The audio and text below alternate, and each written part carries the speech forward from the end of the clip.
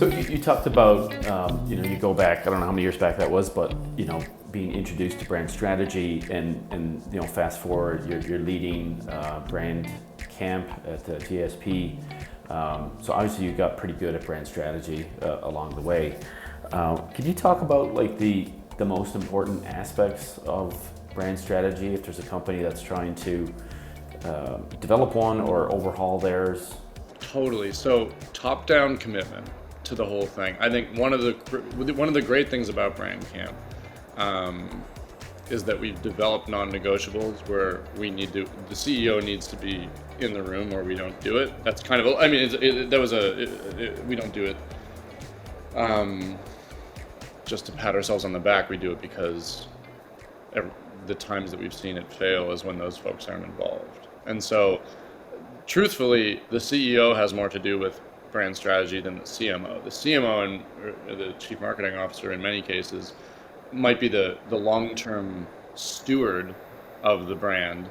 But if you don't have the CEO in each of his or her conversations going around and talking about here's precisely who we are and why that matters and why that's culturally relevant, and they're not extolling that to the Chief People Officer or pitching that to their head of sales or head of product to make sure that each feature of the technology, for example, is living that, like, you're really just not going to be, it's not going to feel like a cohesive brand.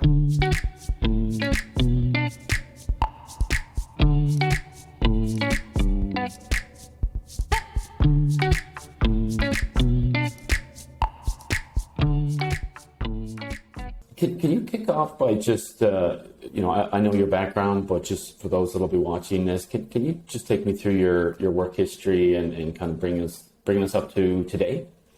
Yeah, totally. So I think most people in advertising in the creative industry more broadly have pretty zigzaggy career pathways, and I'm no exception to that. So I kind of started my career in a business degree background, started my career in nonprofits, working first in Botswana to do HIV prevention using kind of theater and sports to educate young kids about kind of the dangers of HIV. Went back into journalism school to kind of develop more of a writing background, inspired by a lot of that work. And then ended up going back to Africa, this time to a place called Zanzibar, Tanzania, a little island off the east coast of Tanzania, working in early childhood education. And anyways, somehow within that, stumbled my way into the world of education. And so did a grad school degree in a master's in education, focused predominantly on kind of the role that technology and innovation can play in education, like a little bit outside of the common K-12 system. And what does that look like in terms of the ability to maybe disrupt a pretty calcified model inside of the traditional education system and try to come up with like new and interesting ways. And all of that strangely led me into a startup that I was working on coming out of grad school. It lasted a year. We were working and basically trying to take liberal arts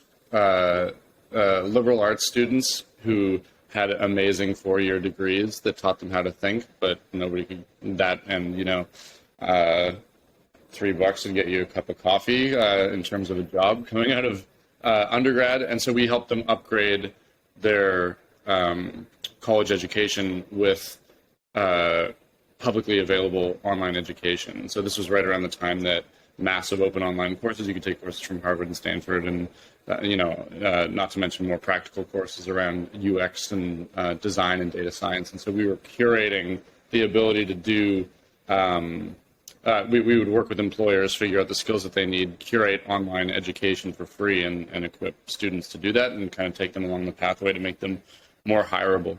Anyway, all of that became a little bit weird when the corporation started making pretty specific demands, and we were just not, it was feeling a little bit icky, so we shuttered it.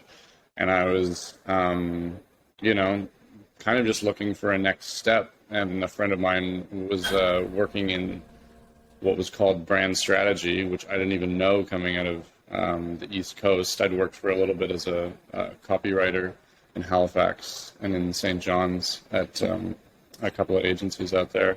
But he was kind of like brand strategy, which I didn't even know what it was, and went in to meet some of the folks at an agency in San Francisco called Goodby Silverstein Partners, which is a pretty iconic ad agency with a couple of absolute legends that still work there to this day.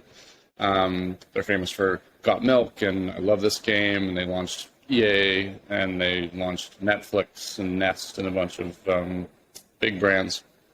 But went and kind of met with the head of brand strategy there at the time, a guy named Andy Grayson, who's an absolute legend, and was just really inspired by the way that they approach kind of the kind of blend of strategy and creative that can be like really, really interesting. So it was mostly, more than anything, it was just the people, and then I got into that.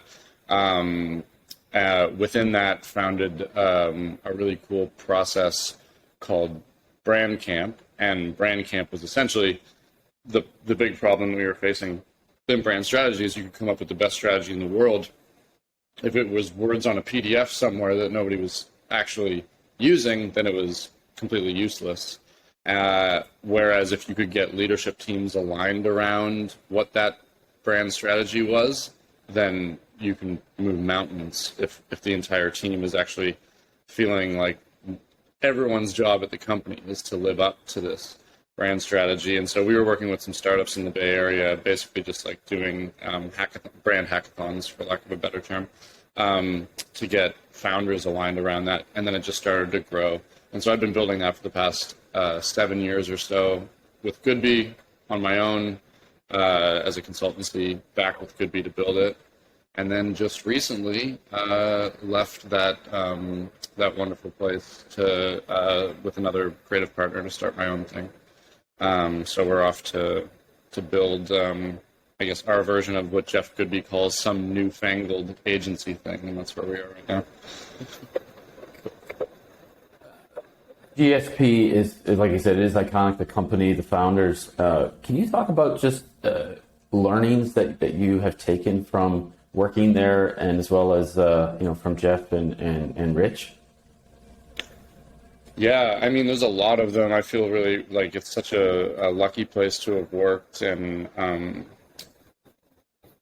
so much talent has flowed through there. I think first and foremost, the thing that jumps to my mind is that every time someone leaves there, the same cliches pop up, which is that the hardest part to leave are the people. And I think that, everyone that has worked there has worked on some really awesome brands, some really trying brands, some really difficult projects, difficult clients. And at the end of the day, if you're in love with the people that you work with, then it all goes away. Like you can have a really, really tough meeting and be excited to show up to work the next morning because you know that you're going to work with absolute legends. And in this case, it's that. And I think it's the balance of three things that tends to, within those people, there's talent, first and foremost. Like it's a lot of very, very talented people. There's a lot of work ethic in terms of people actually just showing up and the ability to trust that while you're doing your job, other people are doing theirs. You don't really need to chase people around, and there's just like a real sense of pride in the work, so that people really show up. And then there's just kindness. Like it's a very human place. It's like kind of an unexpectedly and human place with a lot of kind of family values. But that trifecta, it's kind of like if any one of those things falls off, it doesn't really work. And actually, folks tend to not survive there for very long if they're not embodying all three of those things. So a lot of really talented, really hardworking people who are not necessarily the kindest people, they don't tend to stay very long. They kind of get like weeded out. So I think anyway, that is the biggest thing is like, and I'm still, still learning, and my co-founder, Laura Petruccelli, and I are really on a journey right now of now crafting our own creative culture. But the biggest learning is just how to build a creative culture that is sustainable. Like these guys, Got Milk was 35 years ago. These guys founded an agency forever ago. And the fact that it's been able to make it through and reinvent itself on multiple occasions. They were agency of the decade in like the 2000s. They were last year's campaign agency of the year and Fast Company's most innovative ad agency in the world. And so like the ability to consistently reinvent with different brands, different applications of creativity is a function of a sustainable creative culture that I'm still like learning from, when you talk to Jeff and Rich, that's really their legacy. Because the other really cool thing is like, you talk to Jeff and one of his proudest things is not just that they've built this iconic ad agency that survived time, but every ad agency of note in San Francisco is founded by Goodby alums. And so it's really cool, like to know that you've built a culture that then not only nurtures creativity, but nurtures creative entrepreneurship and kind of builds that drive in people to be able to want to go and leave. And so he's incredibly happy for Laura and I to go and start our own thing because of exactly that. So that's one big thing. And then just like in terms of that's the people side of it. And then in terms of the work, I think a really big lesson that Jeff talks a lot about is kind of like vandalism and the importance of, creating one of the original kind of organizing ideas for the agency was a term that Jeff came up with that is art serving capitalism. And it was just that idea of kind of creating something beautiful that actually has utility and economic value, and it comes from his parents. And anyway, within that, the idea that, you can, at its worst, advertising's interruptive, but at its best, it's this strange sort of piece of graffiti that makes you think differently, and it does interrupt. Maybe it disrupts your traditional notion of what something's supposed to be, but then in doing so, it actually changes your mind and changes your behavior. And so I think that that lightly rebellious, like to be both kind and rebellious, is a really interesting dynamic that is really, really true to the agency. And I think we try as much as possible to foster that so that people show up willing to do things that aren't by the book, and in doing so, kind of like that zag energy makes the work more interesting, but it's done from a place that's strategic and creative and thoughtful along that time. So yeah, those are a couple of things for sure. One of the things that you run into in an agency is, sometimes you're limited by the appetite of the client, to do something that's disruptive, to do something that steps out of convention. And I think agencies dream about the day that they can, we just don't work with those people.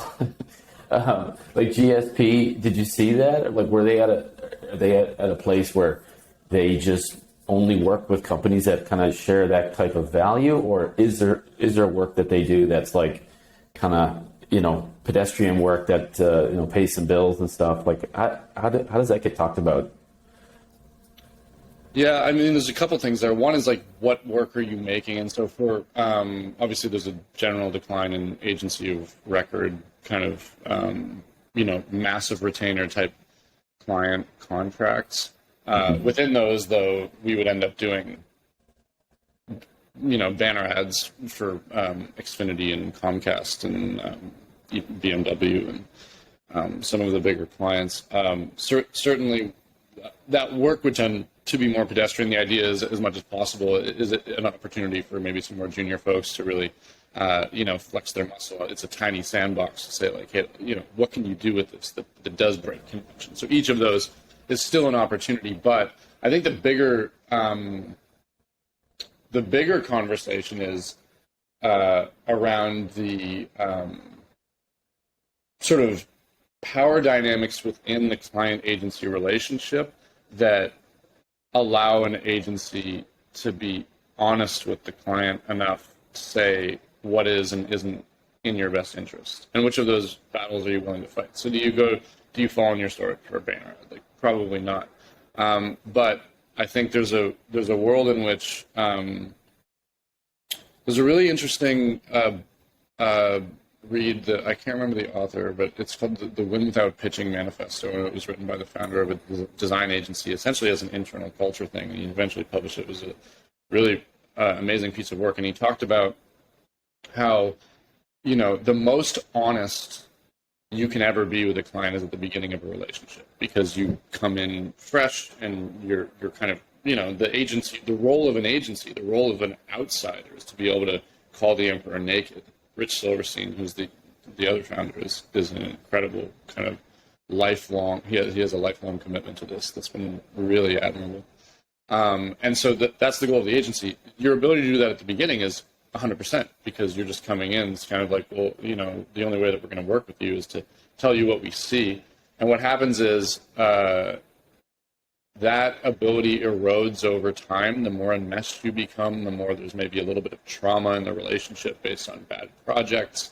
And it's one of those things where the ability to do disruptive work is built on trust. And so that's the hardest thing to foster. And there's a couple of ways to do that. One is to do incredibly kick-ass work. I think of probably some of the agency doing some of the most interesting work in branding and advertising right now is Mischief.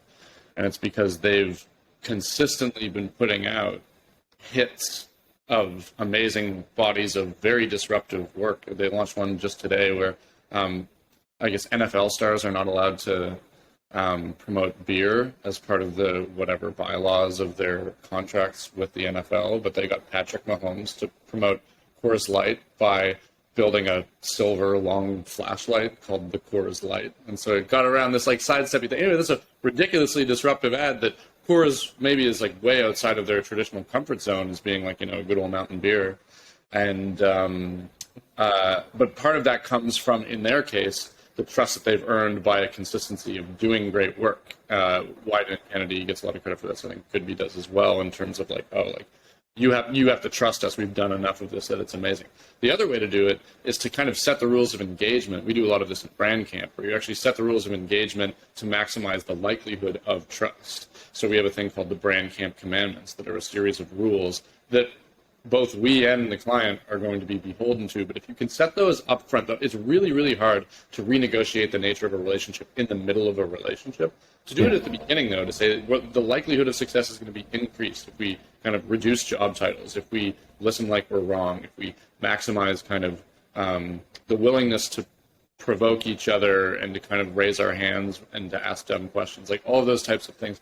If you can build that into the beginning, then I think it actually levels the playing field and maximizes the free flow of honesty.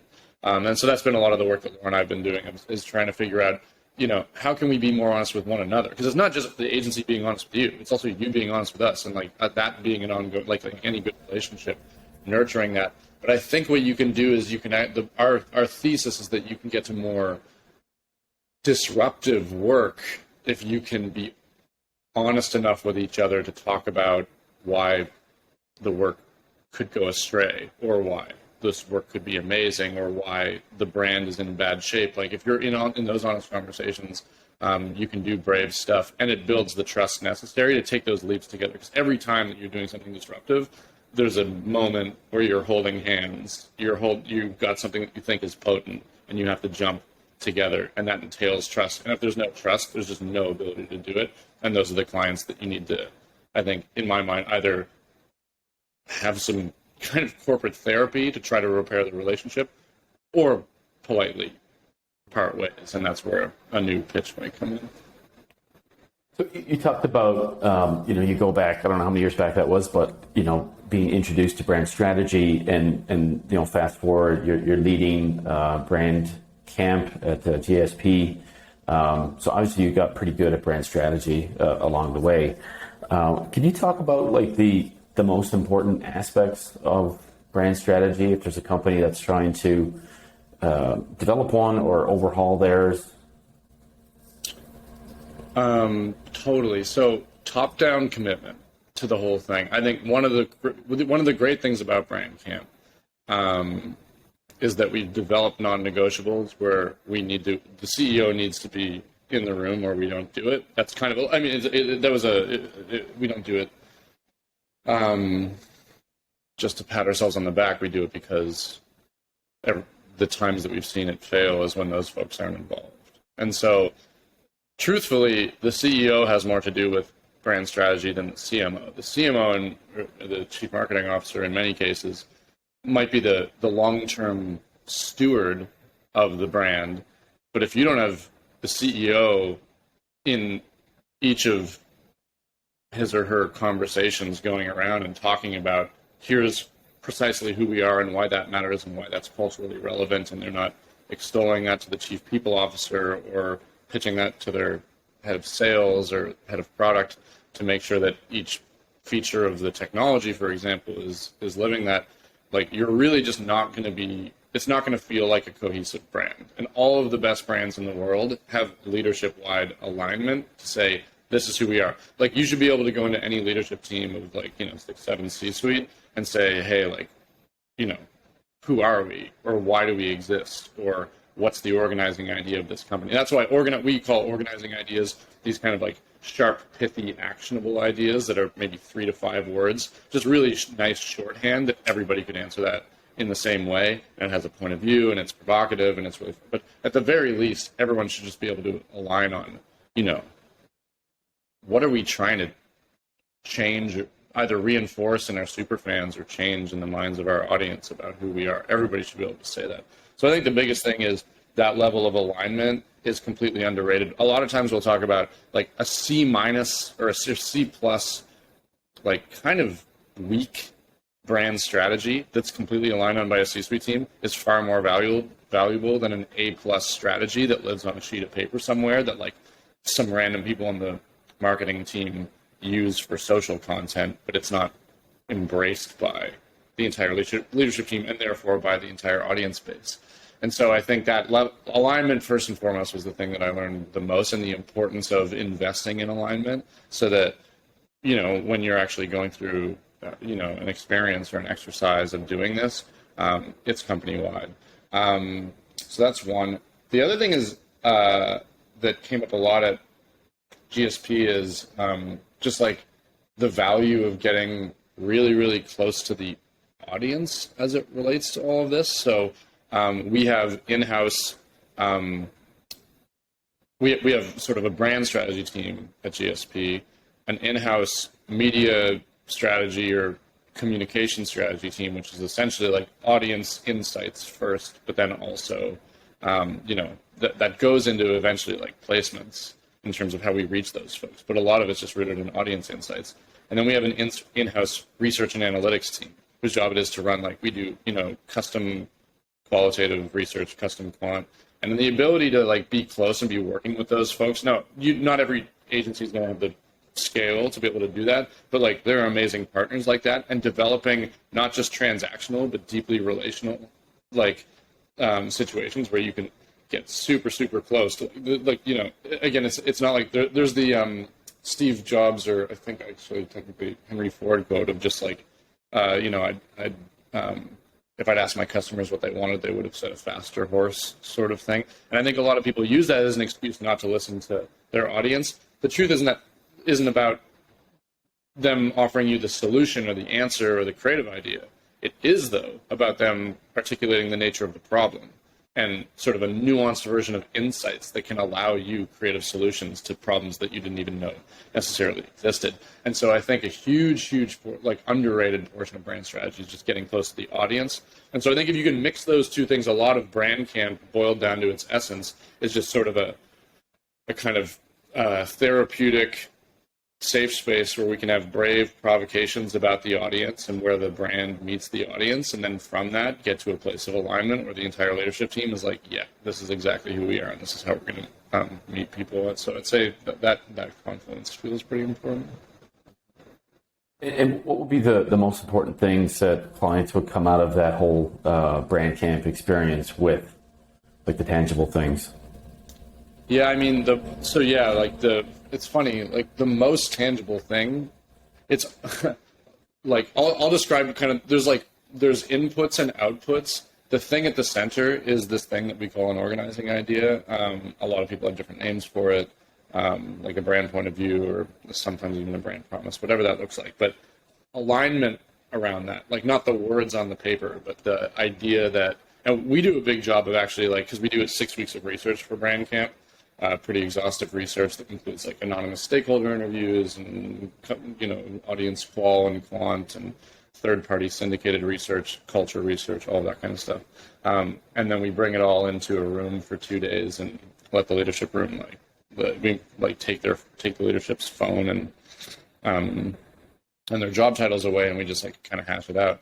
And so we all but promise to land the plane in the room, which is like a really, I think, rare thing. Like a lot of times you would have a work session like that maybe feels a little bit less bespoke, a little bit more like we're walking through the chapters of like, let's talk about our mission or let's talk about our vision or whatever. And it's like, it's not an offsite like that. It's in fact like the goal is we're going to land this thing in the room together, because it's a thin line between, you know, okay, let's have a bunch of interesting conversations. It feels a little bit unresolved. And then 3 weeks later, you get a PDF that's like a series of different frameworks or something like that.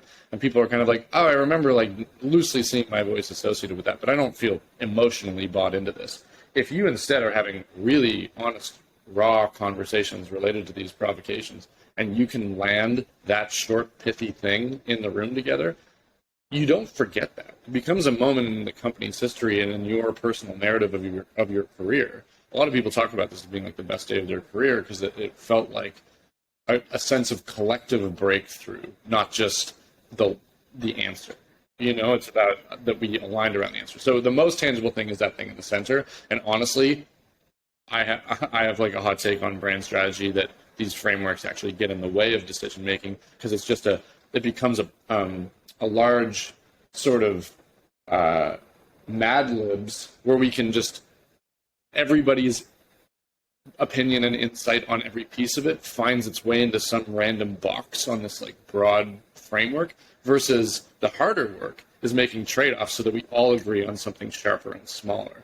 So if you can get to that, a lot of the other stuff goes away. But in terms of the tangible stuff, we also have like the research inputs themselves have tangible value because they can be used to inform other parts of the business. If you have a deep dive, like, you know, a lot of times we'll do a huge deep dive on the audience and end up naming the audience as a mindset and not as a demographic, and that can have, you know, extraordinary impacts on muses for the tech, or, you know, to build itself out, or media strategy.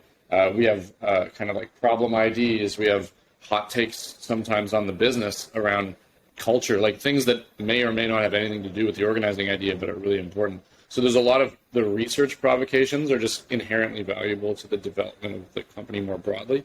And then on the flip side, we have a theory that trying to land the words of a strategy without having done the pressure testing of how it comes to life is actually a kind of useless exercise, because I think anyone who's worked in this industry for like any length of time knows sometimes you land on words that feel like a really interesting strategy and everyone gets really excited about it, and you go to make stuff and you realize like there's nothing there, or there's one idea there. The idea that we're all excited about is the only idea, and then the thing falls apart. If you're building a long-term 5-10 year sustainable long-term brand strategy, you need to kind of prove out this thing has legs.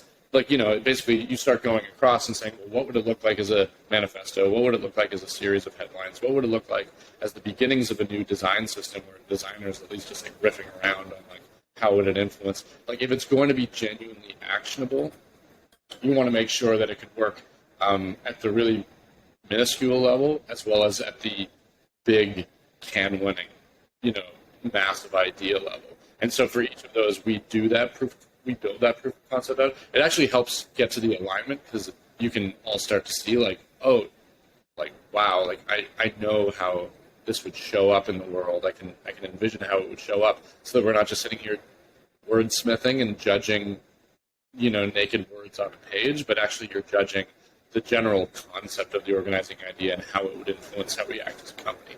And so I think that again, you wouldn't necessarily go and make any or all of those ideas coming out of it, but it's tangible in the sense of they're the seeds of future ideas that you could go, again, on both sides. It's like, even though the research and the creative pressure testing are inherently valuable after the fact, they're all in service of getting to that one big And is there any an example you can share of a client that really benefited from that brand camp, like to the point that you could share like what was the strategy statement, just to put some flesh on, or is that confidential? No, I can share one that's that I love dearly. Actually, there's you'll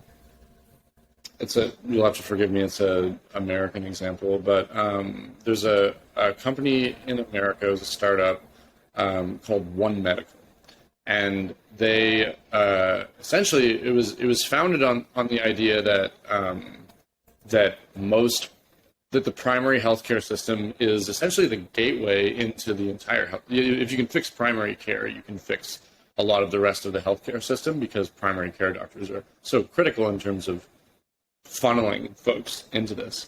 And so One Medical came to us. They had just had a leadership change, so they hired a bunch of they poached like a new CEO, a new head doctor, a new head of strategy, I think even a new CFO from Stanford Health, where all of those folks had been working, and a new CMO who was the former CMO that we'd worked with from Nest, which is the smart thermostat that Google acquired.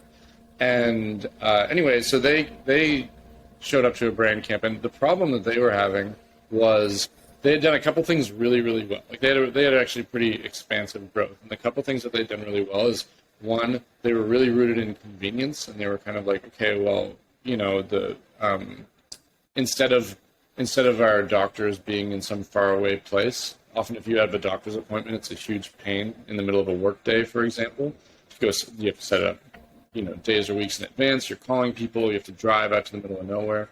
And so they had amazing locations that were often in the center of like very urban areas. So like really like right next to your office was often the vibe.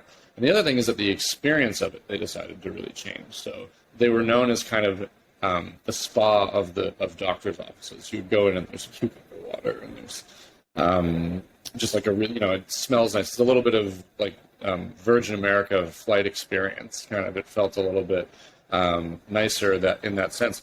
And that was really good to get them in the door, because it felt inherently different, and you knew the experience was different. The problem was it really undermined the breadth of their ambition. And the reason that they brought on folks from Stanford Health is that they had a thought they wanted to genuinely revolutionize primary healthcare in America. And so when we got into Brand Camp, an example of sort of how to merge the audience in and then build a point of view that everyone was aligned around was, as we started to dig into the mindset of the audience, we referred to them, basically, these are folks who had the ability to like Uber Eats anything, or like call an Uber with the push of a button, or, DoorDash, or, Postmates, anything to themselves. They were just used to everything being really on demand. Healthcare just was never that to them. And so we referred to these folks as like the impatient patient. Like the idea that healthcare was a drive out to what people called Pill Hill, which was essentially this like, it's a literal part of the Bay Area. But some faraway place to do this thing is insane. And the other truth of this audience is that, they're humans. They're messy, fallible people. We lose pieces of paper all the time. Like and the insight that came from this rigorous discussion with their entire C-suite team, we did this inside the offices at Goodby, was like healthcare is kind of only as good as its ability to meet patients where they are. Like patients are not you can't expect human beings who are also in many cases quite sick to follow all of these perfect things, and therefore and a lot of people they fall in the cracks of the medical system. We've seen this all over the place. And so instead, the ability to meet these kind of messy and impatient folks exactly where they are changes the entire dynamic and like improves the quality of healthcare. And so we landed on this really cool point of view, which we just called real life care. And the idea was that if you can build the healthcare system, instead of you being a patient and having to go and work in a healthcare system that was built around servicing the efficiency of doctors and healthcare professionals, instead, if the healthcare system could be built around the patient, it changes everything. And so the idea of, a spa-like experience that actually, like, waiting rooms that you actually don't mind waiting in is an amazing experience. There was, the convenience of the locations is part of that. And then they had same-day bookings that were just like a really kind of like beautiful user experience. But then they were also, they were one of the first to do, it's now normalized, but one of the first to do online video, where you can talk to a doctor at 3 a.m. when you're going down like your WebMD medical wormhole, freaking out, thinking that your, runny nose is terminal or whatever. And like there's like kind of like a sense of like that was already the stuff that existed in real life care did that. But what became really cool is the way that it starts to, like, once that group gets aligned and everybody, then the tech team is going and they're building even more kind of like clean user experiences that are built around real life and making it easier to like take an image of your documents to upload them and it'll automatically turn them into text and go. And on the flip side, on the marketing side, even from a design standpoint, if you go to the One Medical website, you can see like a lot of really intimate human touches, or like we did the initial launch campaign. We had two campaigns that came out of this real life care thing. The first one was the world's most like contextual, hyper contextual thing, where the vibe was like sort of that getting sick is easy, but getting care shouldn't be. And so you would show up in Times Square and be like, a lot of tourists crawling around here, lots of like, diseases too, or something like that. And basically, no matter where you were, or you'd be at the airport, a lot of things airborne around here, sort of thing, which is kind of triggering now in a post-COVID world. But all of it was kind of meeting you in your real life and speaking to you as a human. And then the next wave of that, which was a campaign I loved even more, was kind of just a series of uncomfortable questions that nobody would ever, no healthcare, a lot of healthcare companies are very stock imagery, like they all kind of look and feel the same. It's like old, happy, healthy people having a good laugh and telling you to thrive. But this was instead, it would ask like, how much screen time should my kids spend on their phone? Or is it weird to feel sad all the time? Like, it was asking a lot of real and uncomfortable questions. And in doing so, anyway, so it's just really cool. It sounds, real life care sounds very simple on its surface, but sometimes that simple provocation that has a tension baked in is a perfect way to make decisions on a daily basis. And so it's really cool because it's like, the idea of real life care implies that not all care is built for real life. And then the question becomes the constant test in your head when you're coming up with either a creative idea or informing the product or making a speech at the CEO level is how might we ensure that this feels like it's really rooted in real life on the one hand, or that it's pushing off of the sometimes inhuman ways that the healthcare industry can act at its worst. And so, anyway, that was kind of I think a cool example of something that really infiltrated the entirety of the company. But if we didn't get that leadership alignment around that one idea, it probably would have been like an okay marketing campaign, as opposed to like a holistic company transformation, which is at its best what a lot of these, and honestly, since nobody cares about ads anymore anyway, then it's like, you kind of need to do a full brand transformation and not just a new advertising campaign. I don't know a lot of companies that would thrive off of just an ad refresh right now. You mentioned innovation and GSP being like most innovative agency. What is your thoughts on the fact that, like you said, nobody wants to watch ads anymore, and ad blockers and all these different things? I mean, I can predict that you're going to say that, the work still needs to be great, needs to be based on insights. There's fundamentals in our business that aren't going to change. But what are the aspects that are changing or have to change, like to reach people? Yeah, I mean, it's an interesting question that Laura and I are struggling with on our new agency, because we've worked in advertising for years, and we literally had a conversation yesterday about should we not make ads? Like, is that a pledge that we make? And where we landed on was that we'll make ads, but we have to make actions first. So if you'll agree to do an action, I mean that Coors flashlight is like kind of a funny version of that. Like they're selling a real product that's a Coors Light, and then they made an ad about it that talks about it. It's a nice sidestep. But I think in general, you know, the internet allows for a sense of radical transparency so much. Like, you know, if you could make a TV ad back in the day and nobody could really challenge it, and it was just a nice piece of work that made you feel something, but you wouldn't go and Google it. Now, anybody can go and Google anything and figure out what the truth behind or what somebody else's opinion is behind something. And so what you actually want to be doing is essentially like bold brand actions.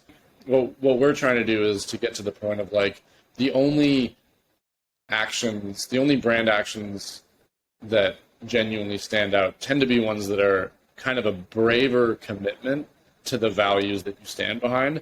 And that's a lot of the focus, I think, of modern branding. So, I mean, I don't want to discount. There are other things that are like tools. There's like getting involved in like Web3, and there's, you know, being like smarter with your digital strategy. And I still think video has a huge role to play. But in general, kind of like there's a doing versus saying movement right now that audiences are smart enough to see through, and they care.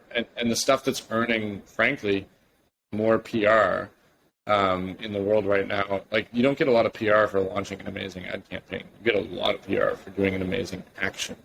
And the braver the action, the more PR that you get. Whereas like if it's just like kind of an action that lots of other people are doing and you're joining into the froth of it, you don't necessarily get a lot of like great PR for that. But I think that action-based movement is probably going to be the entire next wave, because the thing about that is that it's true to the DNA of the company. Like one other example that I can share is like, you know, there's a lot of companies that are like environmental brands that are doing kind of like more like slightly more surface level environmental offset like carbon offset programs and that kind of stuff, where they're buying carbon credits to make sure that they're like carbon neutral and that sort of thing, because of the proliferation of especially young people that care deeply about climate change as like their primary kind of like source of like social passion. And anyway, the ones who really care are the ones who are radically analyzing their own supply chain to like completely kind of like go at the source problem. Those are behavior, like now that's a brand action in the sense that like the action was taken and they can eventually talk about that. But like that's a business level action, right? Like that's like a fundamental change to the business. And I think that though is more sustainable and again less performative. And so I think one of the cool things about having leadership alignment around an organizing idea is that we can kind of go through and audit all of each other's remits, whether you're the chief strategy officer, marketing officer, tech officer, product officer, whatever, and say, what is the biggest change that we could make to the part of the company that we own and operate that would have a massive perception impact if we did it well? And you can start to commit to those types of actions in a way that's not like, what should we change about what we say on the website? Because, like, again, nobody cares, or they can triangulate different information if they wanted to. Yeah, and those are the things more and more that people remember, and they're going to repeat. They're inspired by, impressed by. Yeah, I can totally see how that would be at the core of thinking about how could you really move the needle for a client. We got about just 10, 14 minutes left here. Can you talk about Frank, the new agency, you know, that you're building right now, and you know, like we talked about before, like in our kind of prep call, every agency is built on, you know, someone taking learnings from where they've been and saying, okay, we're going to do it different. Can you talk about the differentiators with Frank and what that's going to look like at this point? Totally. Yeah. It's like, I mean, it's a work in progress, which is fun. The premise of it, the reason that it's called Frank, neither of us, neither Laura or I are named Frank, but it's built on radical honesty, and it's around that central belief that basically our central thesis is that the more honest that you are upfront and in an ongoing way, but especially in that really difficult upfront self-reflective moment where you're identifying the problem, the real problem, the problem behind the problem, you're pulling skeletons out of the closet, laying everything bare, the more likely you can collectively commit to something that actually has meaningful change, and the more likely you can come up with kind of like the bravest creative ideas. Because brave ideas are really hard to, when I was talking earlier about that trusted leap where we're kind of holding hands and saying, this is really scary. Like the day before they would have published that Colin Kaepernick billboard, like Nike and Wyden executives alike were kind of probably, holding their breath a little bit. And so the ability to make that trusted leap is a function of having raw and honest conversations. And you would never get there if you just kind of gloss over that and write it into a creative brief and push it down the conveyor belt. That never works. So our whole thing is like, essentially the core of Brand Camp was having radically honest conversations. And I think Laura and I just, that's the way that we've worked for a long time, and are really trying to apply that level of, more quickly getting to more raw and honest conversations with a wider breadth of decision makers and a wider breadth of creative collaborators. We're doing a lot of collaborations that aren't just art and copy and design, but are actually with,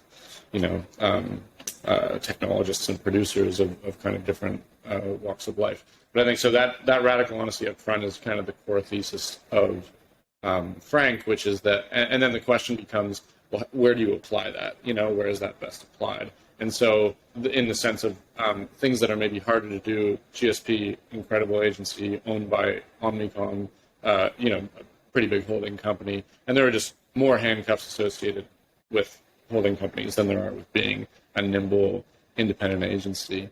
And so that allows us for a degree of, I think, experimentation, which is kind of the phase that we're at right now. So, we've seen that radical honesty, where these kind of like Brand Camp honesty model work really well with big brands for sure, to unpack maybe the pieces of their brand that they hadn't, kind of the uncomfortable truths that they hadn't surfaced, or maybe an opportunity that they'd been sitting on that felt like it's just kind of keeps getting pushed, and so we can bring that in and surface it quickly and kind of work with that.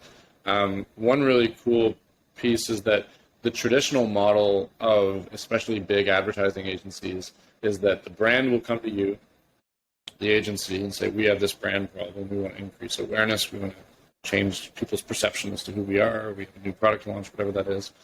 The agency comes up with an awesome idea, whether it's for a Super Bowl ad or just some, campaign of some kind. And then you would reach out to a celebrity and say, and you'd be like, hey, like, we really want you to do this. Anyway, but it ends up being like a list of celebrities because you can't always get the one that you want. And then you get down to like the 14th or 15th person and they say, yeah, sure. But the likelihood of them being like intensely passionate about it is like a little bit mitigated. They didn't come up with the idea. They were told, we'll pay you this much to do it. And so, anyway, we've kind of come to the idea that level of the authenticity of that is like pretty compromised, and you can kind of see it. Like there's certain folks who do I believe that Matt Damon, believes that future favors the bold as it relates to crypto? Like I'm not sure. I don't know. Like maybe he does, and that's true, but I don't get that from him. Whereas like there are other examples of this. One of my favorite stories. We do some work with Kraft Heinz. At Goodby, and Ed Sheeran is like obsessed with Heinz ketchup. He has a tattoo of Heinz ketchup on his arm, or I can't remember. Is it on his arm? I can't remember. And he had this. He DM'd them on Twitter, and he's just like, I had a dream about this ad, and I really want you to make it. And it's that I walk into a really fancy steakhouse, and I order a nice steak, and I ask for Heinz ketchup, and all of the servers kind of like look at me like, what's wrong with you? Like, this is an incredible steak. Of course you wouldn't put Heinz on. And so he takes Heinz out of his bag and puts it on because he loves Heinz.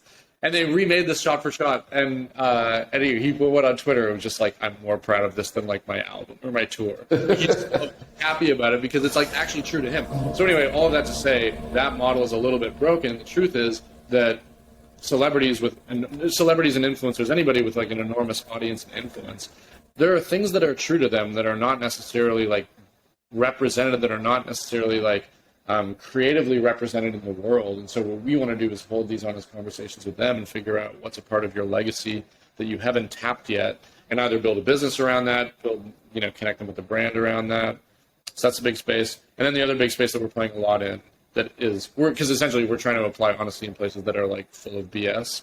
And then the other big space is in the kind of NFT and Web3 space, because there's just so much kind of like froth and scams and speculation in that space. And we do think that there is incredible kind of like power in the underlying technology in a lot of that stuff. And so again, having honest conversations about that push the froth to the side, but actually help folks get to really honest stuff. So all of those, all three of those things that I've described are just a little bit harder to do at big agencies, but places where we feel like kind of radical honesty could be applied to make for some pretty cool ideas. Yeah. Can you talk? I don't know much about it, to be honest.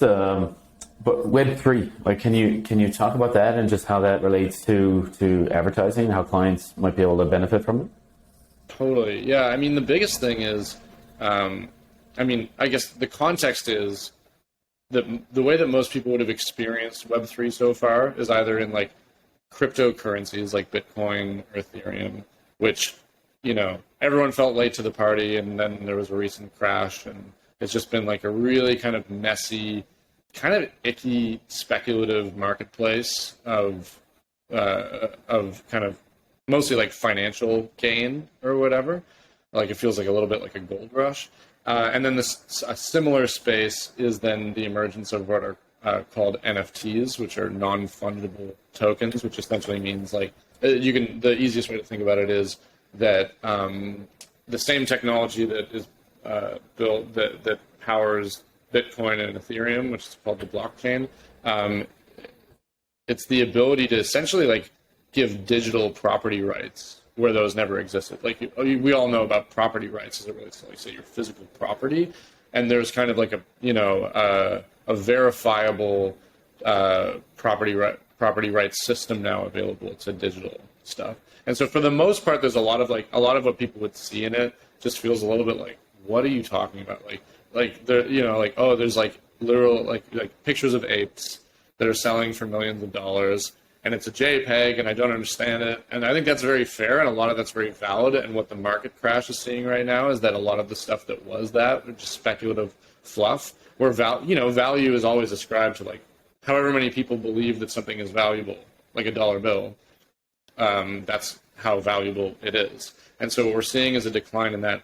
The good news for brands, and this is kind of day one of, I think, a long coming revolution, is that it allows you to connect with audiences in a way that is unprecedented. It's especially really good for creators. So it's like, a lot of agencies work for creators, but also agencies are creative people who can make things. But it's the ability to make something and share. You can literally share ownership with them. So you could launch, like recently Diplo launched an album that is co-owned by the people that bought the album together. So they just cut the label out entirely, and that album is a whole bunch of different people. And not only do they get ownership on the financial upside, they can have voting rights. Think about like what instruments, what songs, what, like prioritize which tracks go on, who to feature with. Like your audience can become decision makers. And so there's a separation of kind of middlemaning in all of this that's really, really, really exciting. And the other big cool thing about it is, like right now we see these NFTs predominantly as JPEGs, as like pieces of art, not always necessarily good art, but they can be anything. Like it could be, we're working right now with a musician where he's doing bits of music and then selling those NFTs, where he will then work with his collaborators to have basically like a new bit of music in kind of a really unexpected, like multi-genre collaboration of music. And what's cool about that is if that then gets sold or remixed, both of the initial artists, like the beauty of this kind of technology is every time that the digital rights get sold, the initial artist gets paid for it. And so our musician and the collaborative musician, if they made 10 different versions of this thing and sold it, the initial artists get paid. So there's a really, basically the most interesting thing for agencies. One is there are very few amazing creative use cases for this yet. So if you can understand the technology, the possibilities are absolutely limitless. And two is it actually like kind of gives an option to rethink business models, and advertising's business model in general is broken. It used to be based on the percentage of a media buy that you would get, like, agencies would get discounts on buying media, and we would kind of, make money off of that. Then it's time of staff on an hourly basis. Now it's more project based. But in general, the business model, the unit economics of advertising are kind of like going away. And what this allows us to do is to get a little bit more creative and thoughtful, and to be like, well, can I actually be a part of some of these communities and own a piece of their upside and be a creative source of community building or long-term legacy building within these things, and actually own a piece of that as it grows? So that's like a high level thing. And it's like, you could honestly spend like hours and hours and hours just talking through that world right now. But I would say for like, everyone is rightful to be skeptical, because I think 98% of this is like full of trash, unfortunately. That's just the beginning. That's anything at the beginning. It's like that kind of Wild West moment. But also within that, there's opportunity, and there is real technology that has pretty amazing abilities to deliver ownership and exclusive access to people, and just kind of new experiences that no one's ever seen before. So I definitely encourage playing in that space. So I think what you're getting at there is that like a brand of the future is a company that its customers are almost in a real-time manner contributing to the development of products and services, as opposed to like this latency that we have now with qualitative research, for example, where we are capturing their input, but it's in a far more rigid and latent way. Like, that's another benefit I think can come out of what you're talking about. Totally. And it's like, the other thing too is that I think we actually dramatically underestimate the impact that superfans have on the development of brands, right? Like superfans are like the types of people who will go around, they'll be at a barbecue, they just want to talk about a brand. It's like, which is the weirdest thing. It's the weirdest thing to be like, I'm going to go and spend my free time extolling the virtues of some brand that literally doesn't know that I'm talking about them. What that can start to do is reward folks like that, because like when you start to, right now, that maybe happens on social media, where you have these insane people like commenting on every post that Wendy's makes or something like that. But like, if you could actually start, like what's great about NFTs and tokens is that you could essentially reward that invisible labor for people. So if somebody's being amazing, you can just surprise them and say, you're a super fan, we're going to give you this. It's either like, it could be ownership, it could be on a smaller scale, just like, exclusive access to a like a product or a drop or something that nobody else has. But I think there's something really, really cool about tightening that feedback loop and rewarding previously invisible labor in a way that right now on social media, like, great, like you get a few likes on a platform that has already disintermediated you. But as a brand, I think one of the things that's I think an important truth around this whole thing is right now, everyone's seeing a brand maybe launch an NFT, and it's usually a piece of art, and usually nobody cares, and that's fine.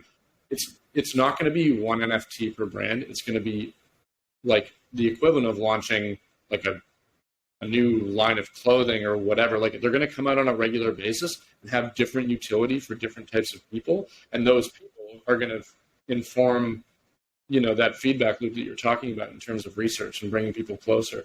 And so it's really an interesting way for brands to, I guess, get away from, the being enslaved by Facebook and Instagram and all of these platforms that are changing their algorithms all the time and dictating it. You can just build a closer relationship with the audience directly and reward them for that participation in a way that, even though you're giving stuff away, it's still going to be cheaper than the amount of money that you're paying to some of these platforms. So anyway, that's going to take time to get to that point, but it's definitely bringing the brand and the audience closer together than they've ever been before.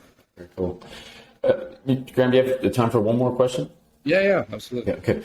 Just a question earlier that came to my mind is, like when you're at GSP, when you were working on brand strategy, were you then kind of part of like briefing the creative team?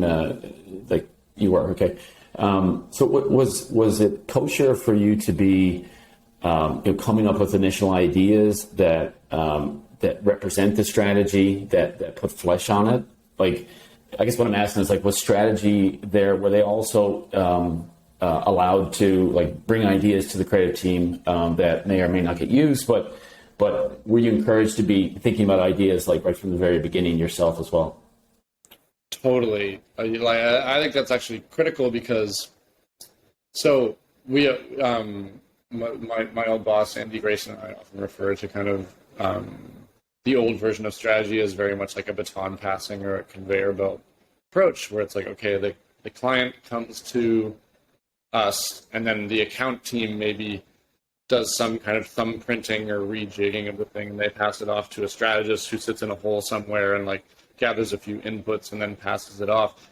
The problem with that is that it undermines the simple truth that it's like we're all collectively responsible for the big idea. And if you're just pushing the thing down the conveyor belt, you're actually putting a lot of pressure on the creatives to either come up, they're going to be the heroes if they get to the idea, they're going to be the kind of like the goat if they get it wrong. But it shouldn't be just on them to do that. And so one of the ways that just maximizes the like again, we try in brand camps to just squish all of that into the same room together so that we're doing it together. But even in a traditional sense, it's like really, really important to show that you know how hard it is to come up with ideas. Because also even for yourself as you're writing the brief, if you can't come up with ideas, it's a sign that you've got a crap brief, right? Yeah. So I think for me, like a couple of like general briefing lessons. One is spend that time coming up with ideas and try to hold space. The other thing too is a lot of times we'll come up with those ideas as what if statements. So it's like, what if we did blank? And it could be an idea, but it's like even framing something as a what if as opposed to let's do this specific idea sparks a conversation, as opposed to it being like, most of these thought starters are just like everybody's first round, even great creatives' first round is usually pretty bad in terms of ideas. And so asking what if statements that spark a conversation is really exciting. And then the other kind of lesson that we were really keen on, and we sometimes take too far, is don't underestimate the impact of an experiential briefing, because you only get one chance to like hear about a project for the really first time. And so like, like I remember when we first briefed in a big Cisco project that was focused specifically on like the CTOs of like Fortune 50 companies. We went to like one of the fanciest bars in San Francisco and went to the top floor and had cocktails and sat down and had like, it was kind of set up as though you were walking in, you were experiencing what it was like to have a, like both a high class, but also a very high stakes decision, and kind of here are the decisions that you're facing. Here's a day in your life today, your busy life. And so then it was important to find ways to like squeeze into a very important person's world, and anyway, just to building strategic and creative empathy for the audience is really important. And the other crazy one that we did was we were working with Ashton Kutcher's organization, which uses technology to help women who are who've been like trapped in the life of like child prostitution to get out of that life. It's an incredible organization called Thorn that he started with Demi Moore. And anyway, so like to do that briefing, we actually like rented out a room in the middle of the Tenderloin, which is one of the roughest neighborhoods in San Francisco, and kind of like sat people on the bed where this poor woman would, and you kind of like immerse them in this empathy. And then we walked around the block, and you weren't allowed to say anything. You just had to observe things. And then we all walked in and kind of walked back into the conference room at GSP, and people started, people bawling and like having, but it's like, I guess, the difference between handing someone a sheet of paper that's like, here are the statistics on child prostitution in America versus here's what it's like to be this woman. And so like the types of ideas that came out of that were so much more nuanced and empathetic. One was like we worked with a piece of technology that allowed you basically, like if I was typing on my phone, because like the idea is that your controller or whatever was like could snatch your phone at any time. If the accelerometer in the phone snapped, like if someone tried to grab your phone, it would just wipe all of your messages and go straight to the home screen so that nobody could see it. Or like another was like we hid the like helpline in a inside of a tampon because it was the only like private place that this woman had. But it's like that level of nuance had not as much to do with the thought starters of the brief as it did with the experience of reminding people this would work, this wouldn't work. And that level of radical empathy. So I just think I'm a big believer, in addition to thought starters, like take 1 hour and consider what is the experience that would maximize the likelihood that all of us feel like the audience that we're trying to reach, and in doing so come up with ideas to help you be like, well, what would change my mind, or what would reach me in this space? Anyway, that's not what you were asking, but No, it's amazing answer in the sense that it just gets my wheels turning of like, how could I could see a bunch of ways I could apply that. And as the strategy person, right, like you just don't want to be that strategy person that's like, okay, another brief from Joe. Like, so. Totally. Yeah, and that's it. Is like eventually you put in that extra 10% on enough, whether it's on the ideas, whether it's on the experience, whether it's on the conversation that you had before actually delivering the briefing. I always really like it shouldn't be the first time that the creative director has seen the brief is at the briefing. It should be like, wow, we've been like debating the actual problem together. And the more that you earn that authority, the more that it's not about the brief as a piece of paper, the more that you become a trusted voice of like I always measure my authority based on like texts that I receive. You know what I mean? Like or like, that the relationship that Laura and I have is just cold calling each other and kind of promising each other that we're available, because creativity and strikes in such unexpected places that to have someone to riff on that with in a moment's notice is just such an important thing. And so anyway, it starts with the way of building up those deeply trusted text and phone call based relationships are just like going the extra mile on your day-to-day on each of those little touches. And so going through the kind of like, what are the ingredients that goes into the brief and how can that change it? What is the articulation of the brief and how does that change it? What's the experience that I provide at the briefing? And then what are the,